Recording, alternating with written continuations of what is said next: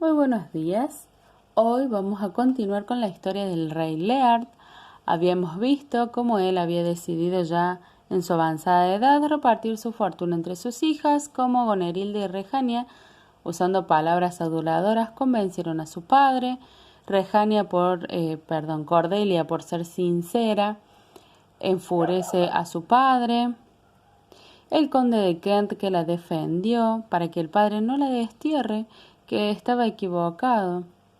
Finalmente destierran a Cordelia y ella se va para ser reina de Francia, casada con aquel que la aceptaba sin ya tener ninguna fortuna. Continuamos.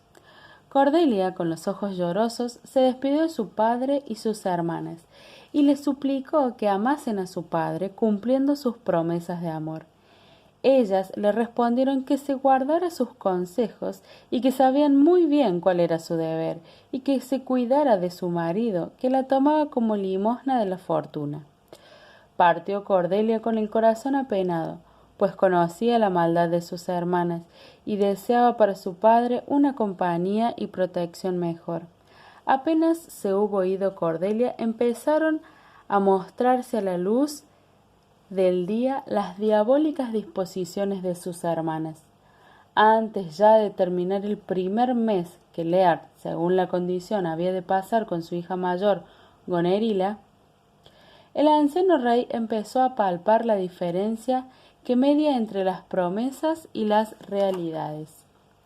Aquella miserable hija, después de arrancar a su padre cuanto podía darle y hasta la corona, comenzó a refunfuñar por aquellos pequeños restos de realeza que el anciano se había reservado para darse el gusto de ser todavía rey. No podía soportar verlo con sus 100 caballeros. Cada vez que se encontraba con su padre, le ponía el rostro ceñudo y cuando el anciano quería hablar con ella, fingía estar enferma o daba cualquier excusa para evitar la entrevista. Veíase claro que esa mala hija consideraba la vejez de su padre como una inútil carga y a sus caballeros como gastos innecesarios. No sólo ella faltaba en consideraciones al rey, sino, por ejemplo, y quizás por sus secretas indicaciones, también los criados trataban al anciano con negligencia y a menudo se negaban a obedecer sus órdenes o fingían despectivamente no oírlas. Lear no pudo menos que ver ese cambio de conducta en sus hijas, pero cerró los ojos a ello mientras pudo, pues no le agradaba mirar las malas consecuencias de sus errores cometidos. El amor y la lealtad no se apagan con desdenes, como el egoísmo y la falsedad no se ganan con favores. Vióselo primero en el buen conde de Kent, el cual, aunque desterrado por Lear y con peligro de vida, resolvió quedarse y aceptar las consecuencias mientras pudiera ser útil al rey. Qué cambios y qué disfraces ha de adoptar a veces la pobre lealtad. Pero nada encuentra bajo indigno si se puede conducir al cumplimiento del deber. Despojado de sus pompas y grandezas, disfrazado de sirviente, el buen conde ofreció sus servicios al rey.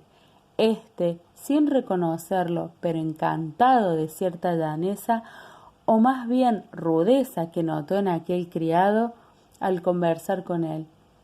Algo curado por la experiencia de su amor a la lisonja, tomó a su servicio al recién venido con el nombre de Cayo, según dijo llamarse, sin sospechar que ese Cayo pudiese ser el antiguo su favorito, el muy alto y poderoso conde de Kent. El supuesto Cayo halló pronto los medios para demostrar su lealtad y amor al real dueño. Aquel mismo día el mayordomo de Gonerila, sin duda instruido por ella, se portó irrespetuosamente con Lear, dirigiéndole palabras y miradas insolentes. Cayo, no pudiendo sufrir tal afrenta a la majestad, derribó de un puñetazo al grosero y lo metió en la perrera. Por este buen servicio, Lear cobró más cariño a su nuevo criado. Mas no era Kent el único amigo de Lear. En su grado de en su insignificancia, también le quería entrañablemente el tonto o bufón que había tenido en su antiguo palacio, según costumbre de reyes y nobles que tenían bufones para divertirlos.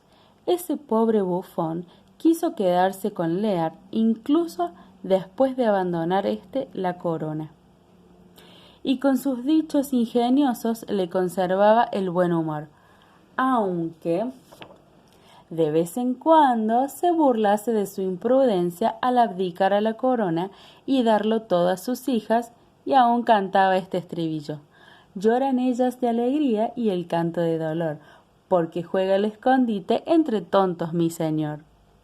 Y así, con dichos burlescos y trozos de canto de los cuales sabía muchos, este honrado y agradecido bufón derramaba su alma, aun en presencia de Gonerila, a quien picaba con amargos chistes.